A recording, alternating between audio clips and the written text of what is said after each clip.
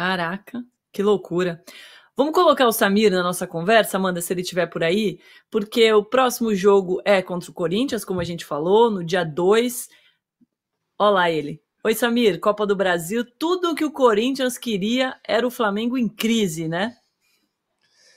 É verdade. Bom dia, Domi, Igor, PVC, quem nos acompanha no de primeira. O problema é que o Corinthians também, né, começa uma nova crise, né? O Corinthians perde para o São Paulo. Tem a questão, né, das datas, né, que foram mudadas aí pela CBF. O Corinthians está lutando contra isso ainda, a gente vai explicar no programa. Hoje, né, teve a saída do diretor jurídico do Corinthians, o Leonardo Pantaleão, que fazia um excelente trabalho. Foi uma notícia que pegou, né, a todos de surpresa, porque recentemente, né, na Semana da Transparência que teve o Corinthians, inclusive pontuaram lá que o Corinthians poderia ter mais $500 milhão de dívidas, né, se o Leonardo Pantaleão, que estava à frente do jurídico do Corinthians, não tivesse ganhado algumas ações, né, recentes. Claro que eram processos que já vinham de longa data também, alguns. Enfim, quando aparece alguém fazendo um bom trabalho, a pessoa abandona o clube. Então, o Flamengo está em crise, mas o Corinthians não tem paz também, né, Domi? Não chega com realmente extremamente confiante, tem sempre essas questões internas, e ontem, né, perdeu para o São Paulo. Mas claro que a gente pode discutir também, né, os motivos de uma arbitragem bem polêmica ontem também. Antes da gente entrar na questão do jogo, Samir, eu queria aproveitar que o Igor está aqui com a gente para a gente falar sobre essa questão da mudança de data das semifinais da Copa do Brasil. A mudança irritou muito o Corinthians e o Vasco, que criticaram publicamente a CBF, e foi por um pedido de Flamengo e Atlético Mineiro, né, Igor? Que as datas passassem de 16 a 17 de outubro, por causa da data FIFA, que termina no dia 15, para os finais de semana do dia 19 e 20 de outubro. E aí a CBF, no último sábado, falou, beleza, vamos trocar. Pois é, essa questão da CBF atender pedido de clube, né, acaba sendo um pouco mais sazonal, dependendo do clube, né. O próprio Flamengo já tinha feito um pleito em relação à Copa do Brasil, não sei se vocês se recordam, né, um pleito encabeçado pelo Flamengo, que ele conseguiu angariar cerca de 12 assinaturas para que pudesse amenizar os efeitos da data FIFA, né, do meio do ano da Copa América. Então, às vezes a CBF atende um, às vezes atende o outro. Nesse caso, atendeu o pleito do Flamengo e ignorou a necessidade ou uma tentativa de consenso, né? Não que precisasse de consenso para que a CBF batesse o martelo. Ela está lá para tomar a decisão que ela bem entender, mesmo que politicamente possa pagar um preço por isso.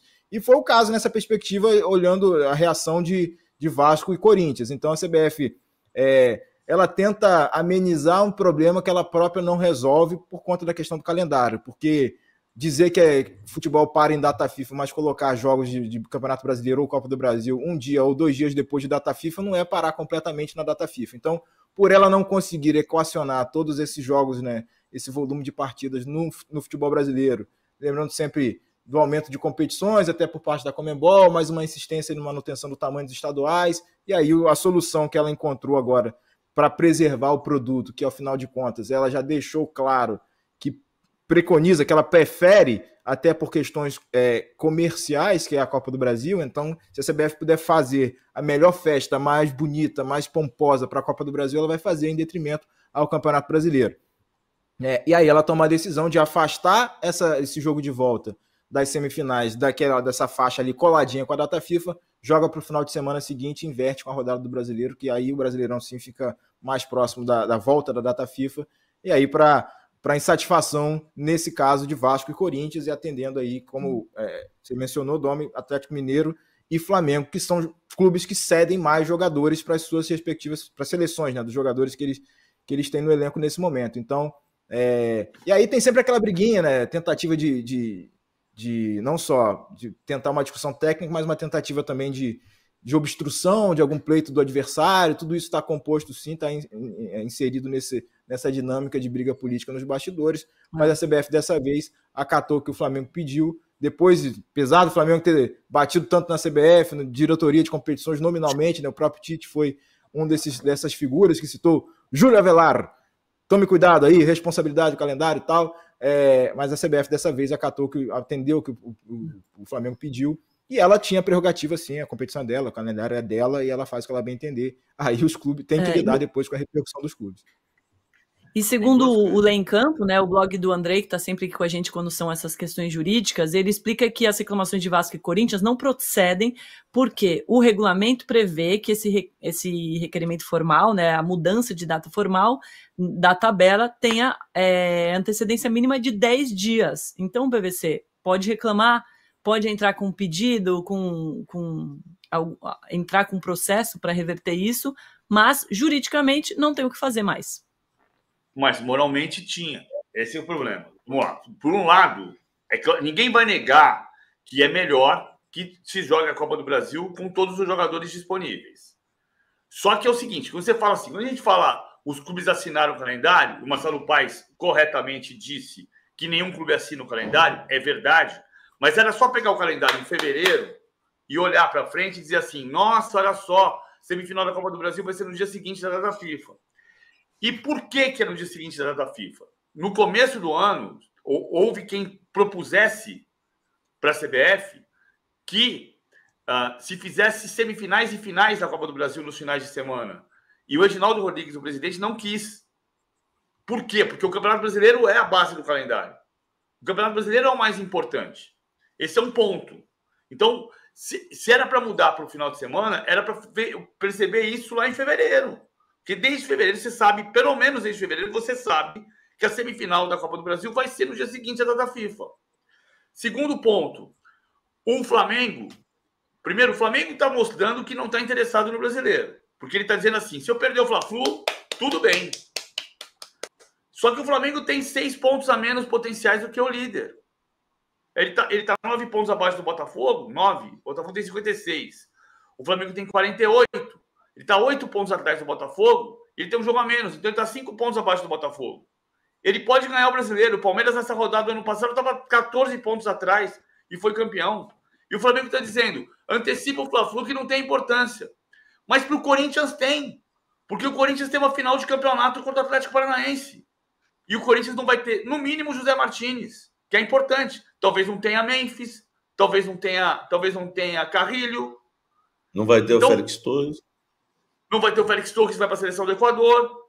Então, pode não ter o Romero. O Corinthians pode comprometer... Não é que o Corinthians vai comprometer a Copa do Brasil. O Corinthians vai comprometer o ano que vem inteiro, porque ele vai ser rebaixado. E a mesma coisa o Atlético Paranaense, que vai jogar sem o Canóbio, que vai para a seleção do Uruguai. Aí você vai dizer, mas o Atlético vai jogar só sem o Canóbio. O Fluminense vai jogar só sem o Arias. Mas como só? O melhor jogador do Fluminense é o Arias. O melhor jogador do Atlético Paranaense é o Canóbio. E os 3 estão ameaçados de rebaixamento. Você não compromete só a perda do título desse ano. Você compromete todo o orçamento do ano que vem. Então, cara, é muito grave o que está acontecendo.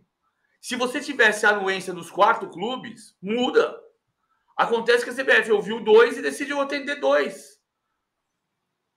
Esse é o ponto. Claro que do ponto de vista do equilíbrio da Copa do Brasil, é muito melhor jogar todo mundo em condição igual. Todos os seus jogadores. Só que isso tinha que ter sido visto muito antes. PVC, exatamente. Essa questão de equilíbrio também acaba... Desculpa, Domi, só acaba sendo relativa porque, enfim...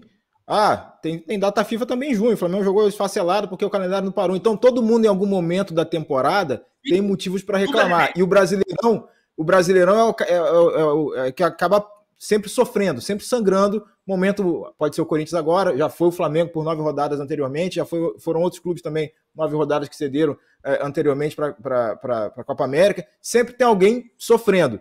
E talvez a Copa do Brasil tenha tentado, a CBF tentou preservar minimamente, já que o Brasileirão mesmo não tem jeito, já sangrou o que tinha que sangrar, vai sangrar mais uma vez e é isso, vamos embora. Se o Flamengo está a 5 pontos do líder potencialmente, é porque conseguiu ainda sobreviver diante do cenário anterior. Então, acaba sendo, claro, uma hora é uma, outra hora é outra, é difícil esse calendário. E o melhor período do Tite foi na Copa América, por incrível que pareça. Agora, eu não esqueço nunca isso, em 2011, 12, eu tinha altos embates, quando eu trabalhava na ESPN, sobre a discussão do Neymar. Que assim, o Santos tem que vender o Neymar, porque o Neymar só joga na data FIFA na seleção brasileira e não joga pelo Santos. E eu sempre disse, não, tem que corrigir o calendário. Hoje, você vai dizer o quê? O Flamengo tem que vender todos os seus jogadores de seleção, porque não consegue contar com eles na data FIFA? Óbvio que não. Tudo é remendo. Tem que resolver o calendário e não pode ter. Data FIFA tem que ser limpa. Limpa. Tem torcedor que não gosta, fica 2 semanas sem ter Campeonato Brasileiro. Lamento. Tem que ter limpa. Só pode ter jogo 3 dias depois da data FIFA. Em qualquer circunstância, em qualquer data FIFA. É um problema que o futebol mundial resolveu há 30 anos. E o Brasil continua discutindo e criando remendos. O remendo aqui, remendo isso daqui, fica machucado o joelho do outro. Remendo o joelho do outro, machuca o cotovelo do um. E aí você abre espaço para as muitas críticas à CBF, como as que a gente está vendo aqui no nosso chat. Como diz aqui o Ricardo Ferreira, CBF é Confederação Beneficiária Flamengo. Vamos ouvir o que o Augusto Melo falou sobre essa mudança da data de jogo contra o Flamengo pela Copa do Brasil? Olha só. Lamentável o que vem acontecendo. Hoje, domingo, dia de um grande jogo para nós. Fomos surpreendidos com essa mudança de data do jogo contra o Flamengo na Copa do Brasil, na qual eu, pessoalmente, estive na CBF falando com o presidente Edinaldo. Foi esclarecido, mandamos requerimento assim que saiu as notícias da internet, na qual o Corinthians poderia ter essa mudança de data, na qual não fomos consultados antes, porque o mando de jogo seria nosso, é nós que deveríamos tentar de alguma forma e não fizemos. O Corinthians foi desrespeitado. Queria entender qual o motivo da mudança. A Copa do Brasil de quarta-feira para o domingo, da antecipação do domingo para a quinta-feira do jogo do Campeonato Brasileiro, no qual é muito importante para o Corinthians. Nos deu uma justificativa dessa mudança. O Corinthians jamais quer ser beneficiado, mas jamais vai aceitar que alguém seja beneficiado. Queremos simplesmente que cumpra o regulamento tanto da FIFA quanto da CBF. O Corinthians não vai admitir esse tipo de coisa. Temos pacote de torcedores, temos toda uma logística pronta na qual seremos prejudicados. O Corinthians hoje está em 3 competições. Ele está se preocupando com 3 competições. Não podemos ser prejudicados. Já temos um planejamento para isso. O próprio treinador do Flamengo outro dia deu uma entrevista criticando o diretor de competições, Júlio Avelar, na qual essas mudanças de data estavam prejudicando os clubes e os próprios atletas com lesões e outras coisas mais. Então nos deu um motivo para essa mudança. Assim como o Corinthians vai respeitar o regulamento da CBF, gostaríamos que a CBF respeitasse o seu regulamento. Inclusive, boa, eu acho que dá para a gente parar, porque é mais ou menos isso que ele fala. E, Samir, ele fala, o Corinthians não vai aceitar, mas vai ter que aceitar, né? Não tem jeito. O doutor Leonardo Pantaleão, né, que deixou o cargo hoje de diretor jurídico do Corinthians, ele deixou pronto um ofício, né, do Corinthians que vai ser enviado à CBF, né, caso eles queiram usar, né, o ofício, né, feito aí pelo Pantaleão. E caso, né, o Corinthians queira também, ele deixou uma medida cautelar inominada, né, para ingressar na Justiça Desportiva. Então o Corinthians pretende fazer um barulho, né, porque a situação realmente foi... Eu gostei da indignação do PVC, porque isso aí não é comum, não. A gente, como jornalista, não pode tratar isso de uma forma comum, de maneira alguma. Até porque o regulamento, a CBF, ela feriu o seu próprio regulamento. Quem poderia... A brecha que existia era para o Corinthians, como mandante, se quisesse alguma mudança de data. E o regulamento da CBF... não permite que você altere datas por conta de convocações em data FIFA, isso deixa claro. Então, se tivesse alguém que reclamar alguma coisa, a única brecha seria para o Corinthians. Então, é inexplicável, né? O Corinthians tava tudo certo. Primeiro que a vergonha já começa em anunciar isso num sábado à noite, o jogo na quarta-feira. O futebol que é caro, né? Altos investimentos. Como é que no sábado, até sábado à noite, não se sabia a data do jogo de ida da quarta-feira? Isso já mostra que é uma vergonha. E segundo, que a CBF ela fere o seu próprio regulamento. E como a Sul-Americana, né, já tinha mudado de terça para quinta, ficou fácil.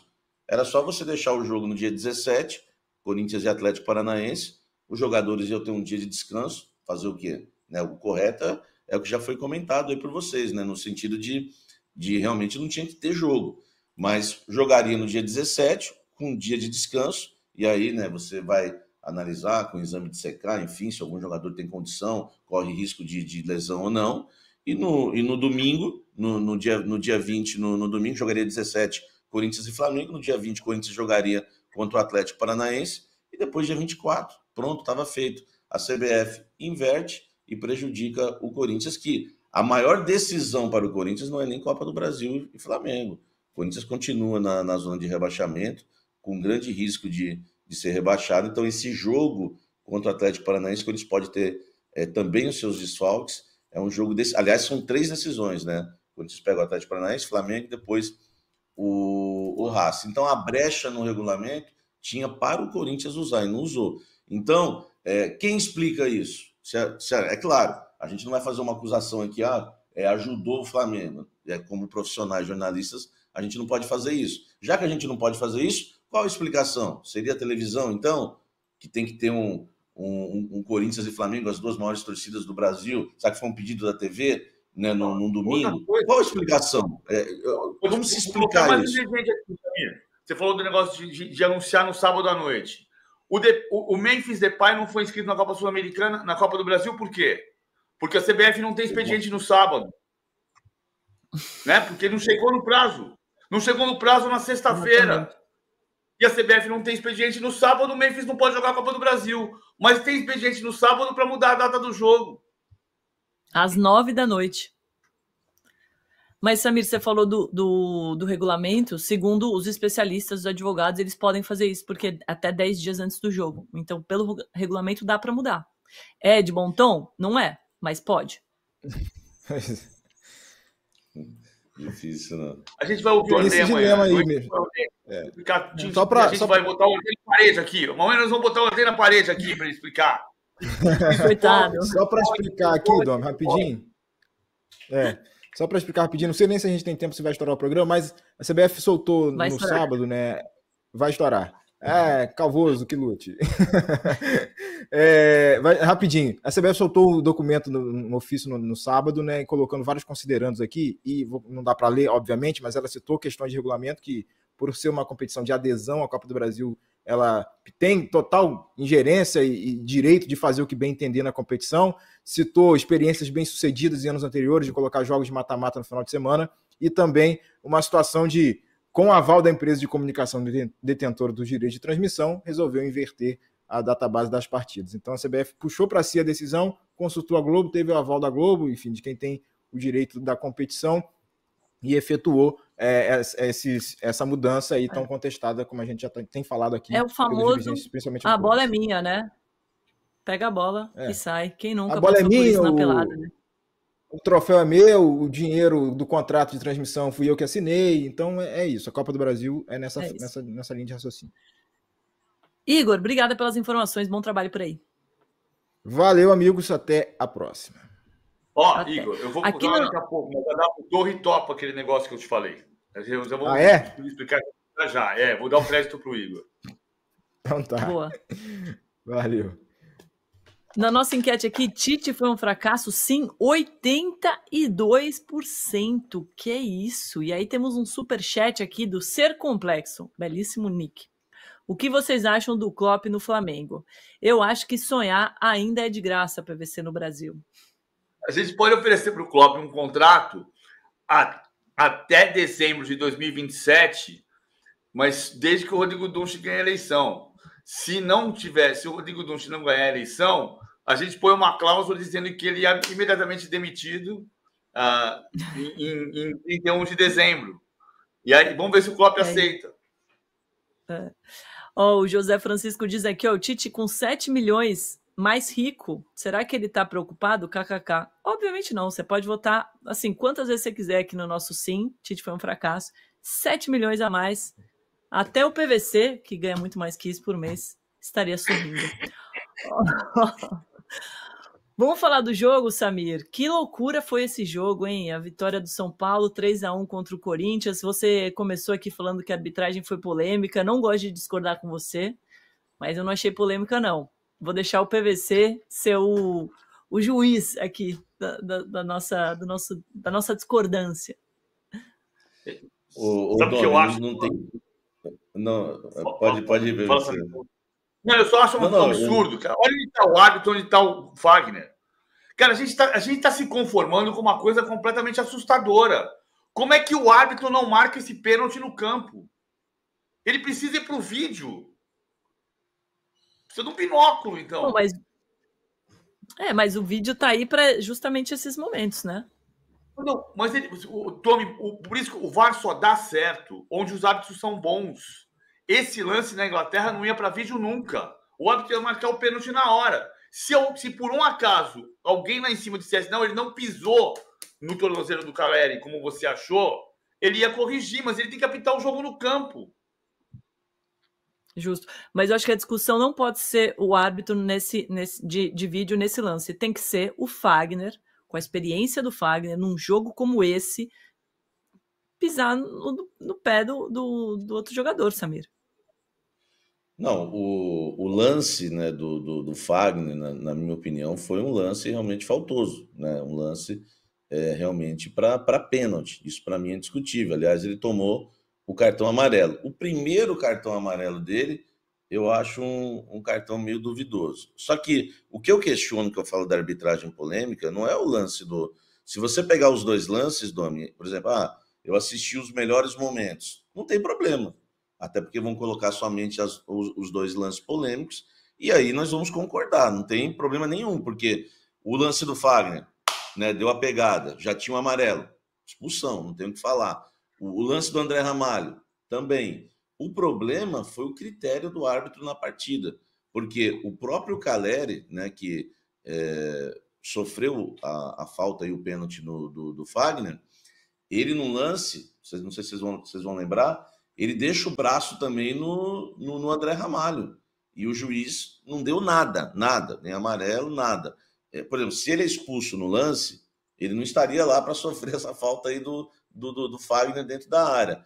E outra, teve um lance dentro da área no Romero, essa para mim foi a mais absurda. Se vocês pegarem o compilado de imagens aí que esses perfis de corintianos colocam, o lance no Yuri Alberto na linha lateral foi um absurdo. Foi uma cotovelada forte e também não aconteceu nada. E teve alguns lances faltosos também, como o lance do Lucas, que não tomou amarelo, chegou junto, né? Uma hora ele foi finalizar a bola e também chutou o André Ramalho. Teve um outro lance do Lucas também no José Martínez. O São Paulo, né, como dizem aí, desceu a bota, né, como dizem por aí, desceu a bota, bateu à vontade e não aconteceu nada, né? E você já deve ter percebido várias vezes aqui que o Corinthians tem lances polêmicos, eu sempre falo, não foi, acabou, a torcida fica até brava comigo, né? Sabe, não sei o quê. Mas nesse jogo contra o São Paulo, não dá para analisar o jogo sem falar que a arbitragem interferiu no resultado da partida. Foi muito confusa, dando faltas bem... Corinthians tudo era falta, o jogador era punido com amarelo, e o São Paulo disparou o braço, cotovelada, pancada, e não aconteceu nada. Então, para mim, o juiz foi muito mal na questão critério. Repito, se a gente pegar os melhores momentos com os gols e os lances da expulsão, não tem o que reclamar. O problema foi o critério. Ô, Samir, ainda bem que você falou desceu a bota. Eu, por um segundo, falei, meu Deus, Samir, não é horário ainda para falar palavrão. Não. Eu sou tipo o Caio Ribeiro lá, quando falou, né? Já tá no horário, né? É um banana. Eu sou tipo o Caio Ribeiro. Muito obrigada. Eu entendo os argumentos do Samir, mas eu acho que o Corinthians perdeu sem influência da arbitragem. O que você acha, PVC? Eu acho o lance do Caleri diferente do André Ramalho. A Domi é muito durona, né? Você viu? Meio ainda acho isso. Pronto, vai, PVC, desculpa. Eu acho o lance do... Eu posso estar errado, mas eu acho que o lance do André Ramalho ele está mais distante. Então, ele estica mais o braço para fazer o cotovelo. E, cara, assim, eu acho o lance do André Ramalho... Eu acho 3 coisas sobre a questão de lances que me chamaram muita atenção. O São Paulo mereceu ganhar o jogo, mas o Corinthians estava bem quando estava perdendo por 1-0, antes da expulsão do André Ramalho. Estava com 10 contra 11. Então, o lance do André Ramalho é muito decisivo. Ele não podia deixar o cotovelo ali, porque ele não podia ser expulso. O Corinthians estava equilibrado no jogo, podia empatar o jogo. O André Ramalho é muito culpado da vitória do São Paulo, que não jogou uma grande partida. Até o Zubeldia disse, clássico é para vencer. Ok, venceu 3-1. Mas o Corinthians podia ter empatado o jogo com 10 contra 11. Posso jogar com 9 contra 11. Segundo ponto, o Fagner falhou grosseiramente, foi muito pênalti. O Fagner foi juvenil de ter cartão amarelo e ter pisado no Caleri como pisou. Então foi juvenil. Agora, o árbitro tem que apitar o jogo no campo. Ele está de frente para a jogada. É inconcebível o árbitro ter que ser chamado pelo vídeo para saber se foi pênalti uma jogada que ele está a 1 metro da jogada. E o terceiro ponto, o Luciano o Luciano está completamente... O que o Luciano vai fazer? O Caleri teve que tirar o Luciano na hora da cobrança de pênalti do Lucas. Pelo segundo jogo seguido, o Luciano queria tirar a bola do Lucas para cobrar o pênalti. O Luciano não se dá conta de que ele cria uma instabilidade ainda maior para um jogador que perdeu o pênalti na quarta-feira. Ele aumenta completamente a chance do Lucas perder o pênalti. O Luciano está trabalhando para quem? Para o São Paulo? Não parece. Porque ele aumenta completamente a insegurança do Lucas, que já estava inseguro, tinha perdido o pênalti na quarta-feira decisivo, ia bater um pênalti contra o Corinthians. E ele bateu muito bem, o Hugo Souza foi muito bem para a bola, e só foi gol do São Paulo porque o Lucas bateu muito bem a penalidade. Muito bem. Vamos mostrar na prancheta como que o São Paulo conseguiu vencer o Corinthians? Roda a vinheta, Amanda, por favor.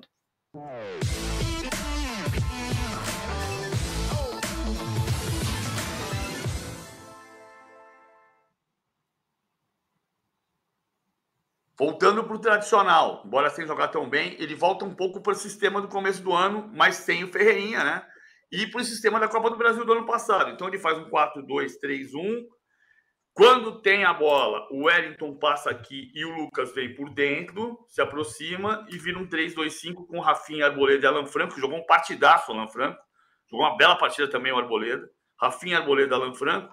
Aí ficam Luiz Gustavo e Bobadilha, ele abre o Wellington Rato na direita, Luciano, Caleri e Lucas, e o Wellington faz a ultrapassagem. Acontece que o São Paulo não teve a posse de bola o tempo inteiro. Então, quando retomava a posse de bola o Corinthians, o São Paulo voltava com 2 linhas de 4 e se fechava com o Lucas o Luciano um pouquinho mais solto, perto do Caleri. E 2 linhas de 4 muito próximas para tentar dificultar o Corinthians.